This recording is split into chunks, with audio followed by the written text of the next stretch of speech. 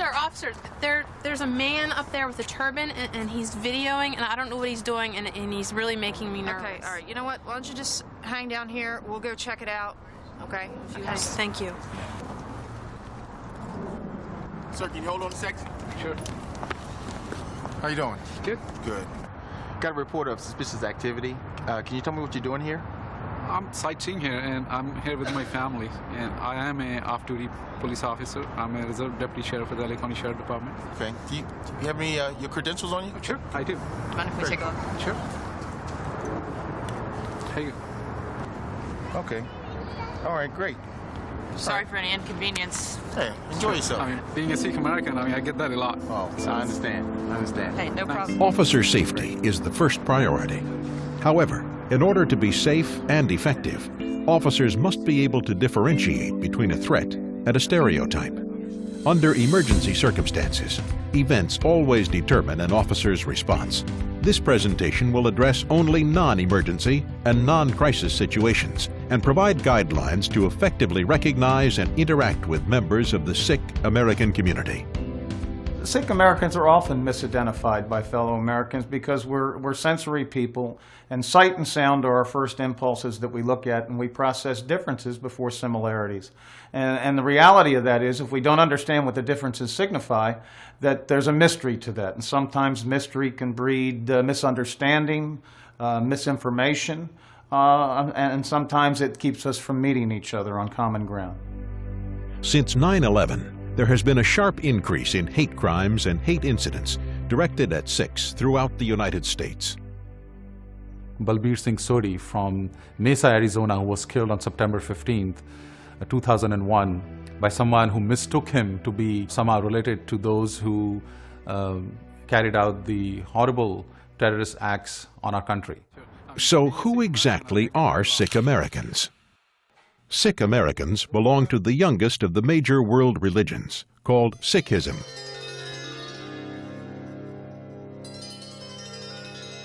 Sikhism originated in the Indian subcontinent over 500 years ago. There are 25 million Sikhs across the globe, making Sikhism the world's 5th largest religion. Today, there are over 500,000 Sikhs in the United States. To be a Sikh is to be a seeker of the truth. That's the literal translation. Sikhism is distinctly separate from Hinduism and Islam. One of the other unique things about Sikhs that most people are not aware of is the fact that Sikh men share the same common middle or last name, and that is Singh. Singh means lion. Similarly, Sikh women share the same common middle or last name, Kaur, which means princess. Sikh Americans arrived to the shores of the United States over 100 years ago, in the late 1890s. Sikh Americans have made countless contributions to the United States. Sikh Americans fought in the first 2 world wars. And in fact, the first Asian American elected to Congress was a Sikh American from California in 1956. Sikh Americans are integral part of the United States society. We work in all types of professions. We are in the fields of medicine, of law, of transportation. You'll see a Sikh cab driver, as well as you'll see a Sikh, finance person, or your local doctor could be a Sikh American. Most Americans are unaware of the fact that the vast majority of men with turbans and beards in the United States are Sikhs, not Muslims or Arabs. Sikhs are not from the Middle East. Their historic origins are in northern India. Community policing is about problem solving and working in partnership with the community. Having knowledge of a culture and an awareness of what to expect from a culture as far as implements that might be with a culture is very important, and it'll increase the safety of the officer and again increase the safety of the general community at large. Sikhs stand out in a crowd based on their distinctive outward and visible appearance. It's a post-9/11 world where we are under different stresses. We have different perceptions from law enforcement and different entities that are constantly processing information. So the purpose is to keep things as clean and as precise and as accurate as possible so that there are no misunderstandings. The physical Sikh identity is defined by 5 articles of faith and the turban. Sikhs take a religious vow to lead a life of physical and spiritual discipline by wearing the turban and the 5 mandated articles of faith. All 5 articles of faith are worn by most Sikh men and women. Each article of faith is highly revered and has deep spiritual significance. The first article of faith is the kara and is a steel bracelet worn around the wrist. It signifies strength and unity with God and reminds Sikhs of ideal behavior. Avoid forcibly removing the kara. Some Sikhs may have worn it for many years, and so removal may not be possible. In such cases, hand wand inspections are recommended. The second article of faith is a small wooden comb called a kanga. It is worn in the hair to keep it groomed and represents cleanliness and discipline.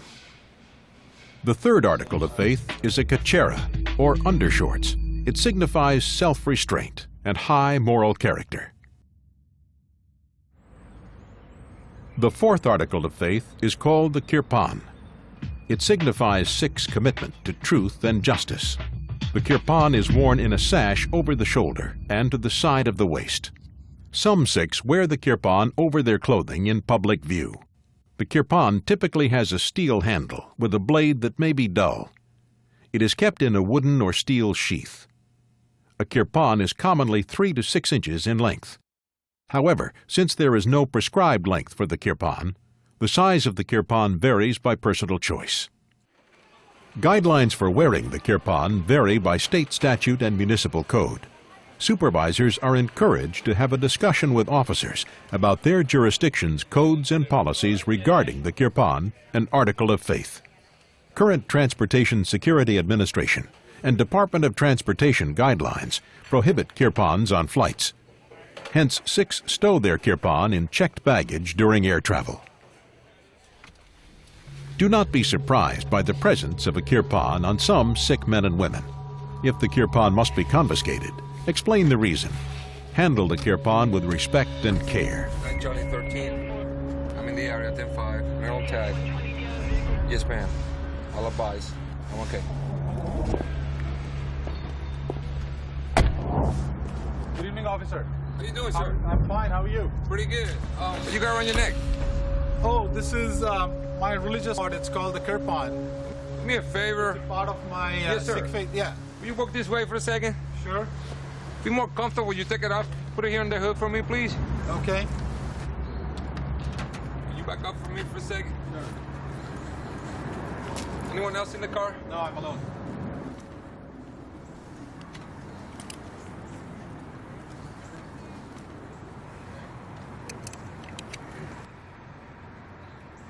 I'm a county police officer. The reason I'm here is we got a complaint from the neighborhood. What's going on? Oh, my car just stalled. I was trying to figure out what was going on, so I was looking under the hood. Okay, what I'll do for you to assist you, I'll call a tow truck for you. Okay. Okay? Thank you. I'm gonna give you this back, and you can wait right by your car, sir. Okay. Thank you. Thank you.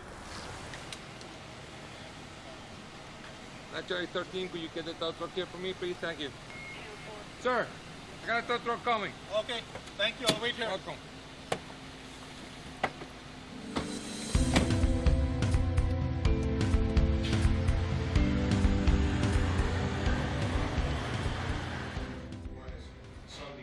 The fifth and last article of faith is the kesh, meaning hair, and refers to the uncut hair and beard of a Sikh. Avoid forcibly cutting, trimming, or pulling any part of a Sikh's hair or beard. Sikh men groom their hair into a topknot. Additionally, Sikh men either groom their beard and tuck it under the chin, or choose to leave it open and flowing. The turban is extremely significant for Sikhs because it's an integral part of Sikh identity. It distinguishes Sikh men, and it represents honor and dignity. The turban is mandatory for a practicing Sikh male and optional for a female. However, those women who do choose to wear the turban have integrated it as part of their identity. For Sikh boys, they typically wear what we call a patka. It's essentially a square piece of cloth, and it's used as a head covering. Sikh girls don't have something like that, so you will see Sikh boys are distinguishable from the crowd. Patkas and turbans both come in various different styles and colors. that reflect a personal preference. The turban is a long piece of cloth, ranging in length from 18 to 24 feet. It is not a hat or a cap that can be removed and put on casually. The turban is prepared and wrapped around the head every day and can take from 7 to 15 minutes to tie. Sikhs keep their head covered at all times. In public, the head is covered with the turban, while at home the head is covered with a smaller under-turban.